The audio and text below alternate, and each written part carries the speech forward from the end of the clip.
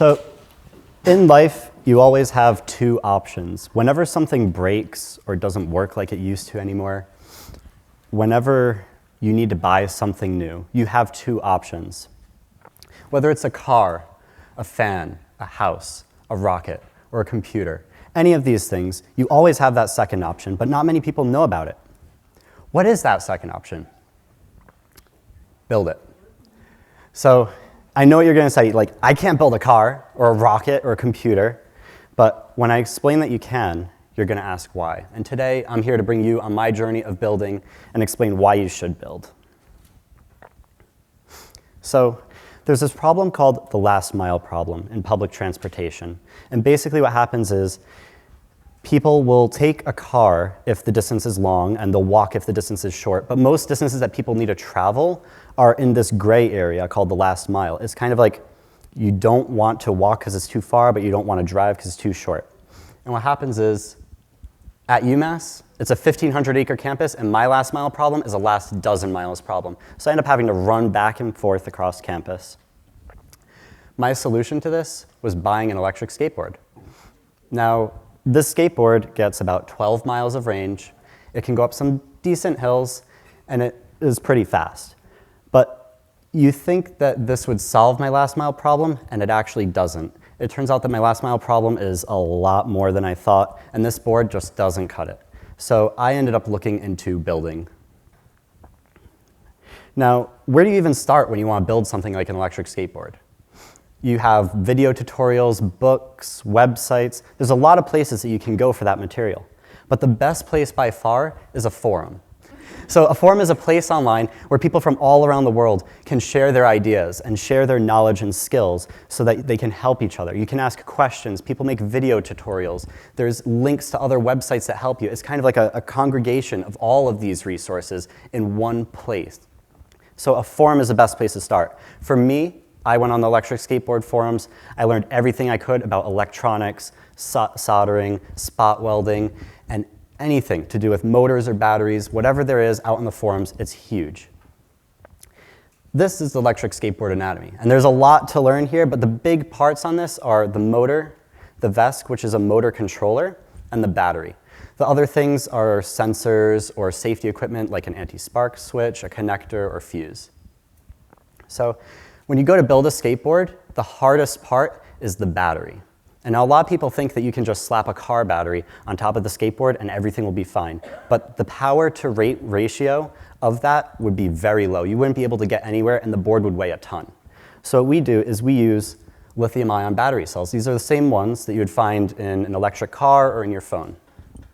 And with a process called spot welding, what we do is we heat up that nickel strip on top for about 20 milliseconds. That's like 1/30th of a second. And if you go for a normal amount of time, you get a perfect little spot weld. It gets it on the battery. Too long, you start getting sparks like this. And if you go any longer than that, I would end up on the local news rather than here on stage. So you'd think we'd have a good way to time that little 30 millisecond switch right there. And it's actually me flickering a light switch to turn it on and off to spot weld. Because this spot welder, if I were to buy it, would cost $300. But we built it out of scrap car parts and made it for about $5 in wire. So me flicking the switch, it's a little bit dangerous, so that's why we wear safety gear. And you can see we have our DIY spot welder attached to a car battery. I'm wearing a motorcycle helmet. I got my friend Lucas up there, double glasses, and the hoodie on. So safety first. Now, when you go to make the battery, this is what it looks like on the inside. You have your sensors or battery management system at the top that figures out the temperature of the battery and the voltage of the battery. It's very important to keep it stable. You also have the charging cables and other things like that. And it all comes together in a nice, neat little suitcase that you can ratchet strap onto the board. Now, you also have to mount motors onto the board. And what we do is we buy the deck and we buy the trucks for the skateboard, which is like the metal that holds the tires on. But to attach the motors, that's something that you have to do on your own a lot of times. So we start from scrap aluminum, and then we scribe the metal, So we actually measure it out, figure out the motor size and everything. And then we drill out those holes, and we get a finished aluminum part that can mount the motor. And this is what a finished motor mount looks like on the trucks. So there it is, painted, bolted on, and then here is the motor wiring. And you can see you got all kinds of sensor cables going in, you got your 2 power wires there, and this is a waterproof case, so it has off-road capabilities and mud and everything else. Now, when you combine all of this and a lot of other small steps, you get this. This is an electric mountain board, and it is very powerful. This is not your normal electric skateboard. It has amazing amounts of torque. You can rip up gravel, you can landscape front yards, all kinds of things. My dad hates it. The control off-road with foot straps is amazing. So you can shred into corners. The carbon fiber deck lets you have a springy jump. I mean, everything about this board is just incredible. It's something that you can't really buy off the shelf. And the speed. Everyone asks about the speed, so as a bad habit, we like to blow through the speedometers and speed traps in my town and try to set them off. We have a good time. But it's not just about building a crazy board. It's about the skills that you learn along the way, the friends that you make, because that winter we made not 1, but 2 of these epic skateboards. And you can see me here with Lucas. We're going on trails. We're going on adventures all around my hometown in Rhode Island. The 30-mile adventures out to see my aunt, you name it. These boards have the range. Previously, my old skateboard, it was 12 miles of range. These right here, you can get about 30 to 50 miles of range depending on how you ride. Now, there are no limits to building. And what happens is when we went through the building process and we started driving all around the state, there are things that we realized, like mistakes that we made or things that we could have improved. We also had things that we wanted. Things like more torque, more range, larger wheels so you could go off-road. And we also needed better cooling because by this point I had melted 4 of my motors and it was becoming a little bit expensive to replace motors. We also learned new things like 3D printing, battery building improvements, so we got more sophisticated. I didn't use a light switch anymore, I had a timer switch, so it was a little bit safer. And there's a lot of general experience with working with metals, learning how to solder a little bit better, and definitely working with new materials that just came out. And starting from scratch, building something entirely new with all of this that we wanted, we decided to build the world's most powerful electric skateboard.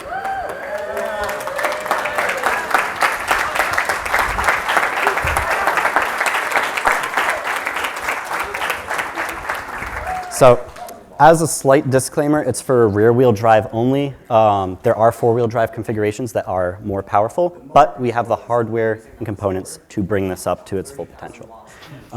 There's just a time constraint at this moment. So, what are its power capabilities? Well, your average house uses about 24,000 watts at peak consumption. This would blow every circuit breaker in your house. It wouldn't look good. The motor controllers that we're using on this board can peak at about 30,000 watts each. So that's a 60,000 watt combined total. You know what your house would look like with 60,000 watts? Like that. It would not be good. For other things like the motors, people say, my motors are going to look like the house. But we used some big motors. And if you look really closely on the motor, there are these little gold prongs there. You'll be able to see them up here. So little gold prongs, those are actually to connect water cooling loops. And over here we have a custom 3D printed water loop right here. So there's a radiator, a pump system that circulates the water and keeps the motors cool when they're running at those high powers. We also had to switch up the parts that we used to transfer that power. So we ended up using motorcycle chains rather than belts in previous versions. This solves a lot of problems off-road, so you can also go through snow, go through mud. These things last. Now, the process for building a skateboard like this is pretty intense. We had many hours of spot welding, lots of wiring work that went into this, and you can see our new little spot welder there with the timer on it. So no more two-person sparks or anything. motors, the motor mounts, were machined out of stock aluminum. So we were able to learn all of these skills just online on the forums, on these communities that bring together all of this information. Here you can see the battery packs being assembled. And these are all custom 3D printed battery packs to perfectly cradle the battery so that when you're riding off-road, these things don't combust. So what should you take away? I'm not saying to go out and build an electric skateboard. What I'm trying to drive home is that you should look into whatever you're interested in and ask yourself, could I build this? And a lot of times you can build those things if you look online and you try to find those forums and you go on and look at it. So whether it's baking or stitching or building a computer, you can go online. I invite you to go online and look at those things. Lucas here is actually wearing a shirt that was stitched himself. It was completely from scratch, a roll of fabric, and now he's wearing the shirt. This is what I'm saying. You can go out there and find anything you're interested in, and you can build it, and you can build it better. Thank you.